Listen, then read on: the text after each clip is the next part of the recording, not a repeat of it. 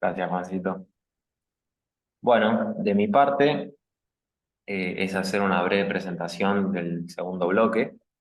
Eh, Rescaté, bueno, algunas ideas que pueden ir, digamos, para reflexionar en esto poco que queda para que ustedes cuando vayan a la lectura y, y lo trabajen, bueno, se quede un poco más claro. Eh, Parte del bloque 2 es hablar un poco de la significación que tiene la metafísica de Santo Tomás, quizás como legado o en sus implicancias, sus consecuencias, qué es rescatable, digamos, más allá de todo lo que podamos decir del contenido de la metafísica de Santo Tomás, como recién nos decía Juancito, el corazón que le apuntaba de la metafísica de Santo Tomás. Bueno, por un lado, justamente esto que decía Juan, el ente como lo primero conocido, ¿no? El primum cognitum, es decir, aquello que es, las cosas reales, ¿no? Podríamos decir así, como lo primero que cae, ¿no? Que concibe nuestro intelecto, nuestra inteligencia, y también, si no solo de lo que está al inicio, sino lo que está al final de todo lo que nosotros pensamos, ¿no? Es decir, en el ente también se resuelven todas las cosas, en el sentido de que todo lo que nosotros decimos, juzgamos, pensamos, en última instancia tiene su fundamento en la misma realidad, ¿no? Y bueno, más allá de la explicación técnica, me parece importante como para rescatar de la mentalidad de Santo Tomás, así metafísica, en una, en una época justamente post-metafísica, es decir, hoy en día hay un rechazo a lo metafísico, después de Nietzsche y bueno, los postmodernos, no es bien visto hacer metafísica hoy en día, pero bueno, es rescatable de la metafísica de Santo Tomás esta apertura, es decir, tener esta actitud de apertura, de receptividad frente a lo dado, a lo que se me presenta, ¿no? Como distinto de mí, como cargado de un sentido, de algo que yo tengo que ver, que descubrir, que atender, que mirar, que considerar, que amar, porque tiene un valor.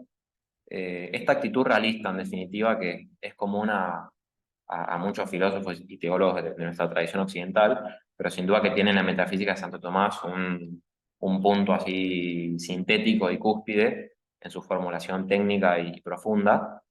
Pero bueno, es esta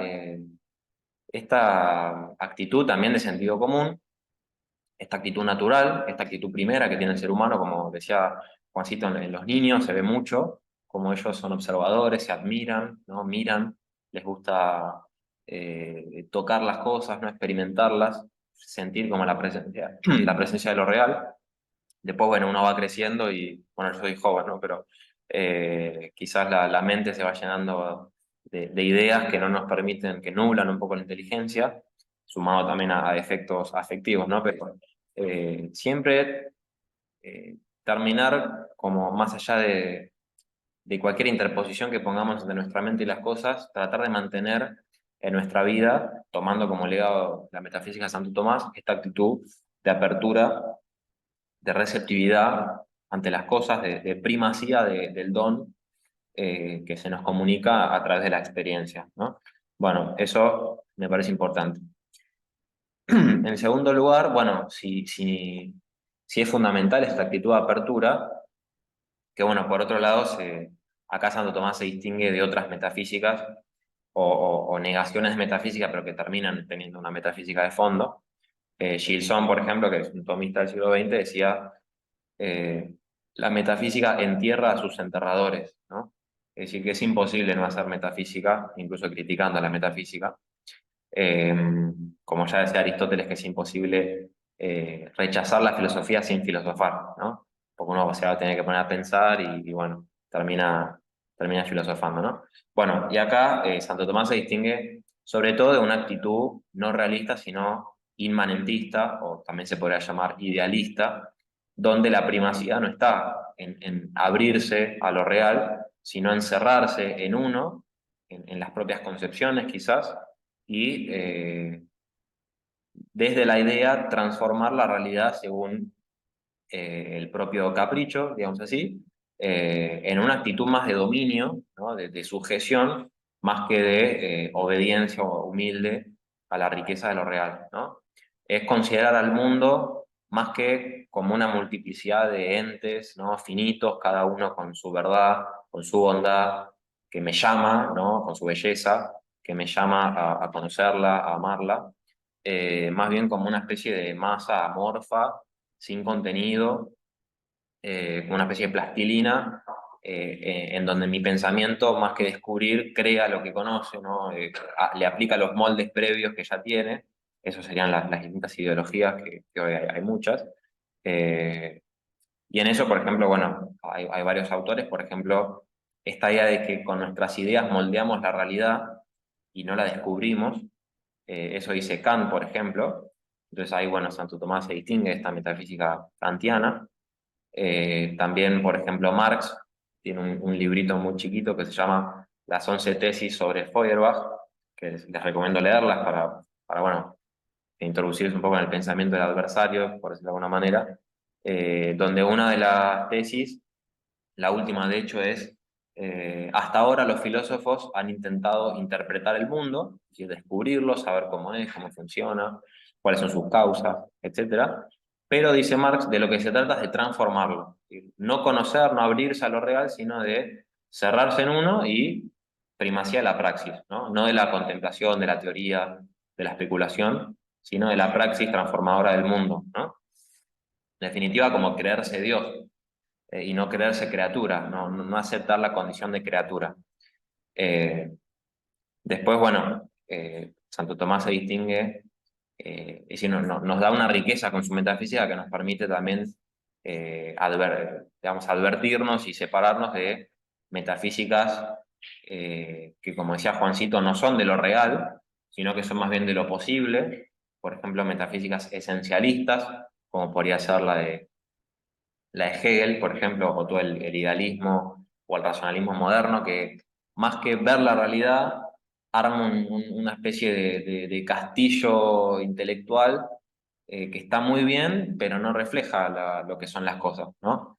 Y entonces, bueno, Hegel, por ejemplo, habla de los procesos históricos y de lo que pasa en el mundo como si fuesen silogismos que hace nuestra inteligencia. Y bueno, es como separarse del mundo real e irse al mundo de las ideas de Platón, malentendido, ¿no? Eso no es la metafísica de Santo Tomás, no es esa metafísica de lo posible, de lo genérico, es una metafísica que ve en lo concreto su fundamento, su riqueza, su profundidad.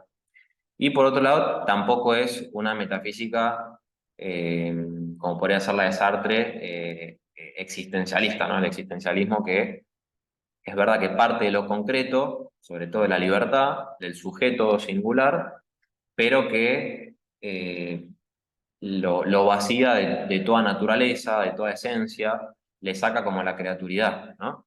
Y entonces hay otro librito que también chiquito que les recomiendo, que es una conferencia que da Sartre, ¿no? Uno de los padres del existencialismo francés ateo, ¿no? Eh, hay un existencialismo cristiano, pero bueno, no importa. Quizás el existencialismo que más llega hoy en día y tiene influencias culturales y del que más nos advierte, digamos, la metafísica de Santo Tomás, es del existencialismo ateo de Sartre, que está muy metido en nuestra cultura. Y Sartre en esa conferencia expresamente dice, yo niego a Dios creador, que no hay un Dios creador. Como no hay un Dios creador, no hay una naturaleza creada, no hay un orden natural, no hay esencias, porque no hay un Dios que las piense, ¿no? Y la esencia es el fruto exterior de un pensamiento de Dios. Y entonces, como no hay una naturaleza humana, el ser humano no es nada y solo va a llegar a ser lo que él decide hacer a partir de su libertad, ¿no? Entonces es lo mismo que decía Marx, no hay una primacía de descubrir mi propia entidad como dada, mi propia naturaleza como cargada de una verdad, un sentido, una inteligibilidad, una bondad, es decir, de un valor que me llama a ser querido y buscado y acrecentado a través de las virtudes, los actos humanos, etcétera, sino que el ser humano es una nada que, algo genérico, un ello, como decía Freud, es decir, ni él ni ella, es algo indeterminado, y que mis acciones libres, caprichosas, mis autopercepciones, etcétera, van configurando desde afuera, ¿no? Esa primacía de la praxis a costa de todo. Todo lo que venga dado de otro, la ley, la verdad objetiva, la bondad objetiva, la autoridad, etcétera, limita mi libertad y me violenta, ¿no? Bueno, esa idea que está muy presente hoy en día, sin duda que si seguimos profundizando, como estamos haciendo en la metafísica de Santo Tomás, vamos a tener cada vez más herramientas para contrarrestar, ¿no? Bien, ahora, esta actitud supone la idea de un mundo justamente entendido como creado, es decir, supone la creaturidad de las cosas, y el hecho de que las cosas sean criaturas y de que nosotros mismos seamos criaturas implica que, bueno, salimos de las manos de un creador, es decir, somos frutos de un pensamiento, frutos de un deseo, como decía Piper, un sí de Dios, es decir, cada criatura responde a una afirmación de Dios, y si los seres humanos somos personas, significa que alguien nos quiere personalmente, ¿no? Y eso implica una riqueza metafísica superior, por eso Santo Tomás dice que el ser persona es lo más digno de toda la naturaleza, más allá que incluso todo el universo físico en su conjunto, ¿no? Y esto es un poco la doctrina que decía Juancito de los trascendentales, ¿no? Por el hecho de que las cosas son, es decir, son causadas por Dios, y Dios las conoce y las ama porque quiere que existan, entonces responden a un pensamiento divino, es decir, tienen un contenido para conocer, son verdaderas, llaman a la inteligencia humana, que está abierta a descubrirlas, a conocerlas y a adecuarse a ellas, es decir, a alcanzar la verdad, y al mismo tiempo son fruto de un amor, es decir, tienen un valor, una bondad que Dios les infunde y que el ser humano también descubre por su inteligencia y está llamado a querer, según sea cada criatura a su manera, sobre todo tenemos que querer a las personas y en última instancia a Dios, ¿no? Bueno, estos son un poco los trascendentales. Esto también implica que si las cosas son creadas por Dios, son causadas por Dios, son efectos, entonces no son el mismo ser, sino que tienen el ser, es decir, lo tienen recibido, lo tienen en composición, como decía Juancito, es decir, son algo que son un sujeto según una determinada esencia, si tiene una manera particular de ser perro, ser gato, ser humano, ser mesa, etcétera. Y cada una de esas maneras eh, limita al ser a una manera particular, ¿no? Pero bueno, es una manera positiva de limitación. Acá no hay una visión negativa de los límites de las cosas. Santo Tomás tiene una visión positiva de los límites, porque los límites son la medida que custodian lo que una cosa es, ¿no? Las que reciben la perfección del ser, y que definen a cada cosa y nos distinguen de las demás. Y eso es algo positivo. Después habrá malas limitaciones inauténticas, pero en principio la limitación de ser lo que somos, y de limitarnos a lo que tenemos que ser es algo positivo, ¿no? Eh, bien, entonces hay una composición y distinción real entre el ser y el sujeto que recibe ese ser, que participa de ese ser, que Dios le infunde, según una determinada medida, ¿no? Que es su esencia, humana, perruna, gatuna, etcétera, ¿no? Entonces que cada cosa es, pero no es la totalidad de la potencia del ser, sino que es ser según una medida limitada, ¿no? Y eso exige que haya una causa que, para dar el ser a todas las cosas, cada una según su escala, su manera, su jerarquía, tiene que ser el ser mismo por esencia, ilimitadamente, según toda la perfección del ser. Y en ese sentido que, siendo el ser mismo, contenga todas las perfecciones de todas las cosas, porque es causa de la perfección de todas las cosas. Y entonces en Dios, que es el ser, como por el ser existe todo, entonces en Dios está toda la perfección, está la vida, está el entender, todo está en Dios de alguna manera. No como están las cosas, de manera limitada, sino identificándose plenamente con quién es Él, ¿no? Bueno, en este sentido, también la metafísica de Santo Tomás se prolonga casi naturalmente en una teología filosófica. Y es un poco lo que se plantea al final del bloque 2 cuando se habla de la creación, ¿no? Al final del bloque 2 hay un apartado donde se habla de la creación, ¿no? Porque toda filosofía en última instancia está llamada a hablar de Dios, ¿no? Si la filosofía es un conocimiento de todas las cosas, es decir, de todos los entes, por sus causas últimas o primeras, la pregunta por el fundamento último de todas las cosas, es la pregunta por Dios, es la pregunta filosófica, y por eso no solamente la metafísica es la madre de la ciencia, sino sobre todo aquella parte de la metafísica que estudia eh, el fundamento, la causa última de todas las cosas, por lo que todas las cosas son, que es Dios, ¿no? Es decir, es esa parte de la metafísica que es la teología, ¿no? En este caso una teología natural, filosófica, hecha según la fuerza o la luz natural de la razón, no es una teología revelada, si no es el mismo creador que se nos comunica a nosotros y nos habla y nos dice quién es Él, quiénes somos, qué es la historia, qué es la salvación. Eso será tema de teología sobrenatural, que Santo Tomás también es un maestro en eso. Eh, pero ahí nos enseña Santo Tomás que, bueno, la metafísica, a través de preguntarse las causas, llega a conocer a Dios y fundamentalmente a Dios como creador, es decir, conoce a Dios como causa del ente, Dios como causa del ente, es decir, la causa de aquello que es, el que le da el ser, el que le participa el ser a las cosas que son, ¿no? Y en este sentido, para ir terminando, algunas claves para entender la metafísica, la creación de Santo Tomás, la doctrina de la creación de Santo Tomás, que bueno, en él tiene muchas fuentes, fundamentalmente Éxodo 3:14, ¿no? Donde se habla de que Dios es el ser, etc. Eh, es importante, bueno, eh, como se trata de Dios, y Santo Tomás dice que de Dios más sabemos cómo no es que cómo sí es, todo lo que tenga que ver con Dios pasa un poco lo mismo. Es decir, cuando queremos hablar de Dios creador o de la creación, no sabemos exactamente lo que es, ¿no? Es decir, nosotros hablamos, no sé, tal artista creó esta obra de arte, eh, se creó una institución, hablamos de creación, pero en realidad cuando decimos que Dios crea todas las cosas, no estamos, no tenemos ninguna experiencia de ninguna transformación, de ninguna producción que se compare a causar la totalidad de un efecto, ¿no? Que eso es un poco la creación, ¿no? Entonces, crear significa producir la totalidad del ente. Es decir, Dios es la causa de todo lo que es, en cuanto que es y todas las perfecciones que tiene por el hecho de ser, es decir, todo, ¿no?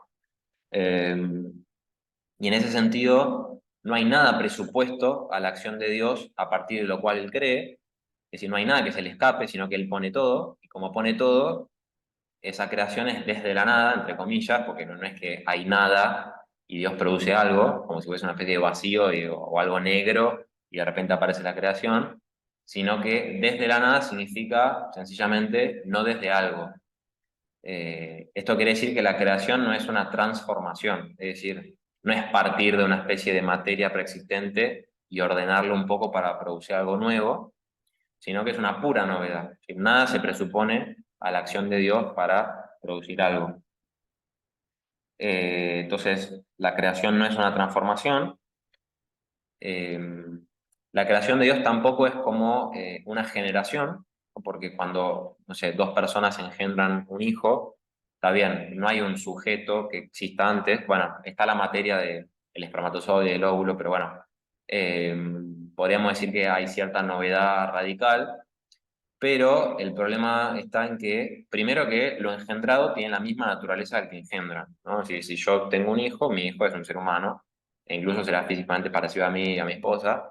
Eh, y si yo me muero una vez de haberlo producido, y una vez que mi hijo ya esté grande y se pueda mantener por sí mismo, bueno, yo puedo no existir y mi hijo seguirá existiendo, ¿no? Bueno, con la creación no pasa eso, porque primero que Dios no crea algo igual así, por lo menos hacia afuera. Si hay una generación eterna en la misma vida interna de Dios, por el cual el Padre engendra a su Hijo, que por eso comparte su naturaleza, y en ese sentido el Hijo es Dios, aunque es una persona distinta, pero todo lo que Dios produce hacia afuera necesariamente es más imperfecto que Él. No es Dios, no tiene su misma naturaleza, no tenemos la misma naturaleza de Dios, aunque tengamos semejanza con lo que Dios es, ¿no?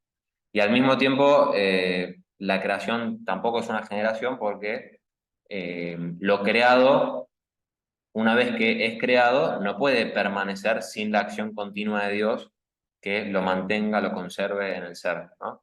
Así como los padres pueden dejar ir a su hijo y su hijo seguirá existiendo.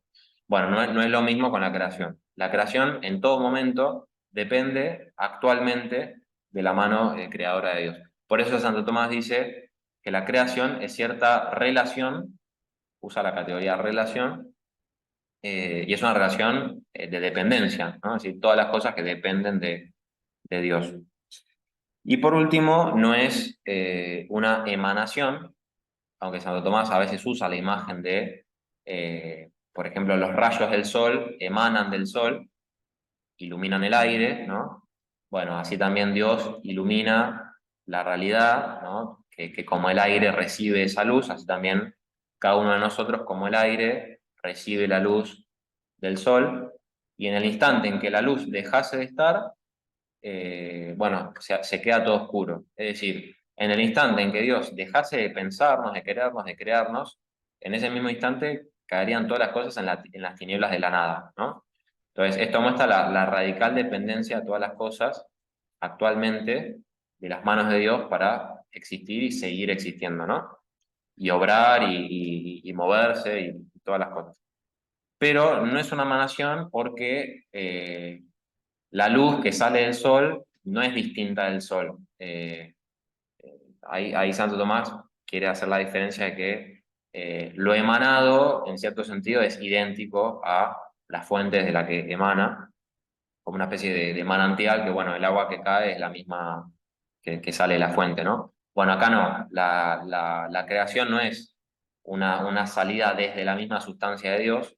Eso sería, por ejemplo, la doctrina panteísta, de que todo es Dios porque todo emana de la misma naturaleza de Dios, sino que hay distinción, ¿no? Dios es trascendente y fíjense esta diferencia también que el sol necesariamente ilumina, ¿sí? No pueden no iluminar.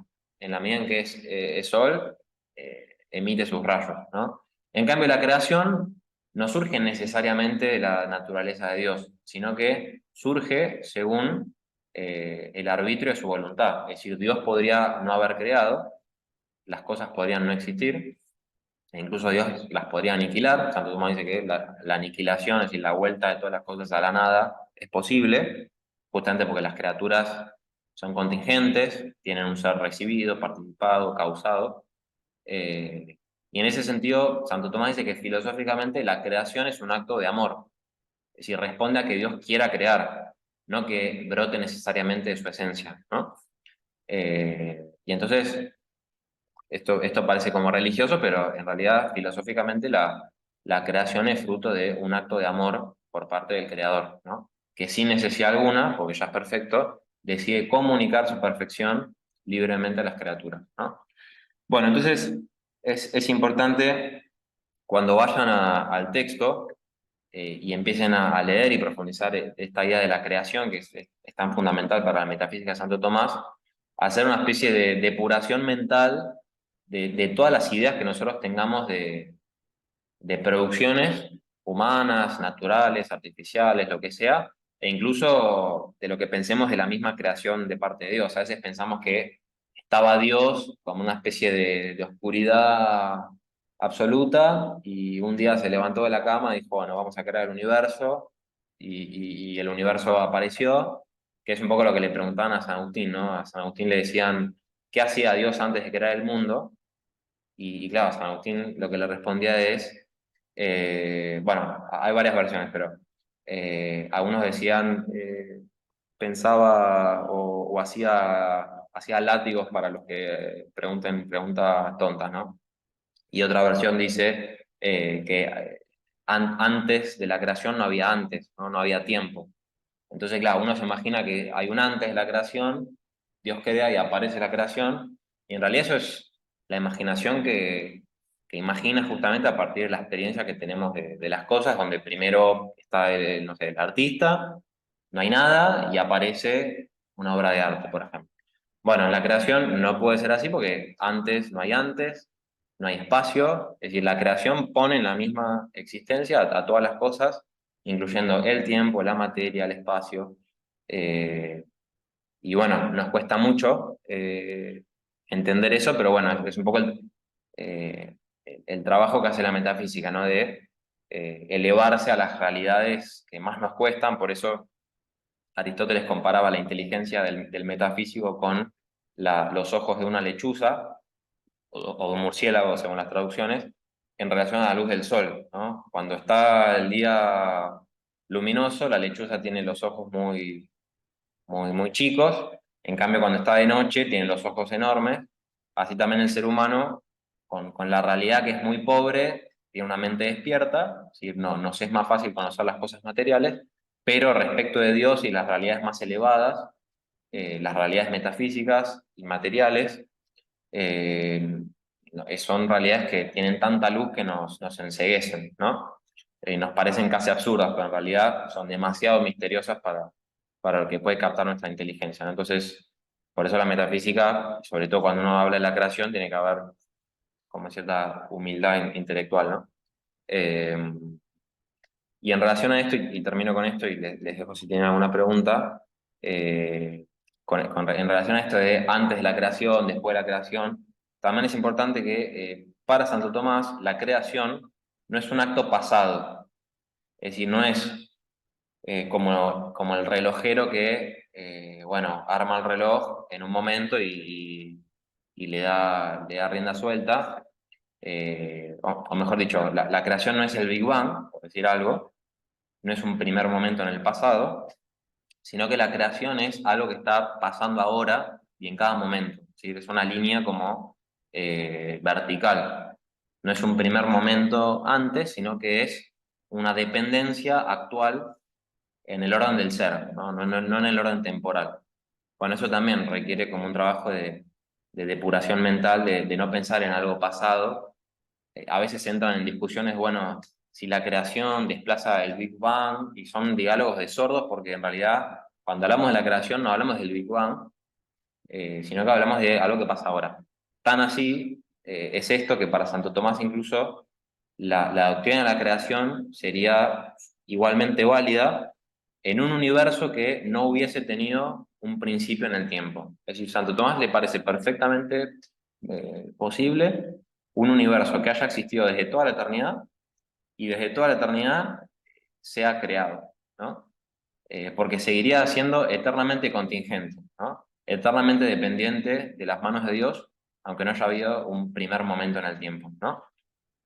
Bueno, a este tema le dedica un pequeño librito que se llama Acerca de la eternidad del mundo, justamente, donde explica un poco este tema. Pero bueno, eso es un poco algunas claves o algunos puntos que me parecían importantes destacar y que creo que cuando uno vaya al texto pueden dar cierta luz.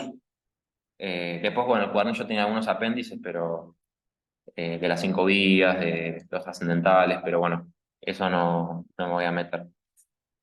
Bueno, ya estamos casi en hora, no sé si tienen, habrá caído una pregunta. ¿Por qué se suben los videos de preparación de clase? Eh, no sé si te referís a...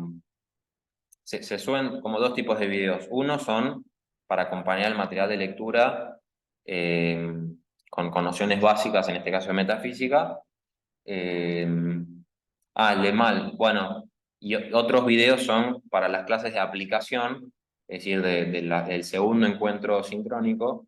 La idea sería trabajar, bueno, en este caso, para el segundo encuentro que tengamos por Zoom, vamos a trabajar el tema del mal desde una perspectiva metafísica, porque el mal es un cierto no ser, ¿no? Entonces ahí tiene que haber una buena metafísica para entender qué es el mal como privación del ente.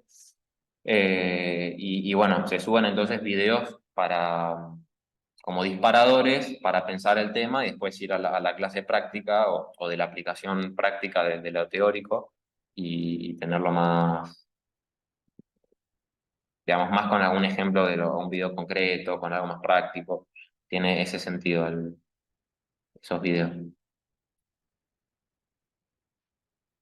¿Alguna otra pregunta? ¿Comentario?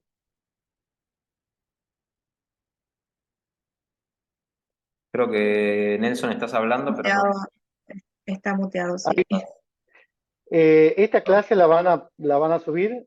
Sí, se está grabando y después la va a subir el padre Daniel. Sí, se la voy a pasar y la edito un poco. Mejor yo no sé nada de eso, así que él la. Bueno, me parece importante porque que es un tema complicado y la clase, tanto la Sí, parte tuya como la del padre Juan, me parece buena volver a escucharla. sí, sí, esto es, como decía San Agustín, son temas que hay que rumiar, ¿no? Como las vacas que tienen varios estómagos y tienen que volver a darle vuelta, ¿no? No somos ángeles que captamos las cosas así tan fácil. Hay que volver a darle vuelta, sí, sí, sí. Así que sí, se va a subir para que lo vean cuando quieran.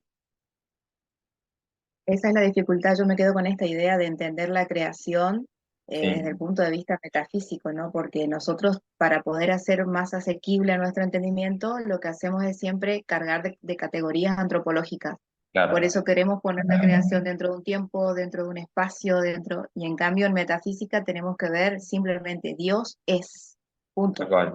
Y allí Sí, empieza a romper los esquemas antropológicos conceptuales para poder explicar esto. Pero muy, muy interesante seguir sí, pensándolo. sí, sí. En todas esas causalidades de las que tenemos experiencia, la producción de una obra de arte, la creación de, bueno, la producción de un ser humano o de lo que sea, algo es rescatable que El se mismo puede Big Bang. aplicar a Dios, pero tenemos que hacer las salvedades necesarias para no aplicarle a Dios el modo limitado en que se dan esas causalidades, ¿no? Porque, o sea, cuando yo produzco una mesa, bueno, hay una participación del ser, ¿no? Somos causa del ser. Pero bueno, no somos causa de la totalidad del ser, no producimos la madera a partir de la cual se hizo la mesa ya no depende de nosotros, bueno, hay un montón de cosas que uno tiene que decir, bueno, Dios es como un artesano del mundo, pero no de esta manera, ¿no? Entonces, para ver la dependencia me sirve más la imagen de la luz y el sol, bueno, entonces uno va como eso, usando las realidades creadas que son efectos, y en cuanto que son efectos, algo me dicen de la causa, pero en cuanto que son efectos también son distintos y menores que la causa, porque eso es una causa superior, y bueno, uno tiene que ir haciendo siempre ese trabajo, y casi que uno se va quedando en una oscuridad, ¿no? Eso decía Dionisio Areopagita, ¿no? Uno cuando va depurando un poco su mente para llegar a Dios que está más allá de su mente, queda en una especie de tiniebla, ¿no? Rayo de tiniebla lo llamo, ¿no? Parece contradictorio, pero es una tiniebla, pero no de oscura, de rayo, ¿no? Demasiado luminosa. Y bueno, la luz humana se queda ahí, después vendrá la fe que ilumina un poco más, pero Que bueno, también completa. la fe es oscura, ¿no? Es una, como decía San Juan de la Cruz, es una oscuridad clara, ¿no? Y bueno, en la visión beatífica sabremos cómo Dios crea y todas estas cosas, ¿no? Pero bueno, por ahora estamos acá.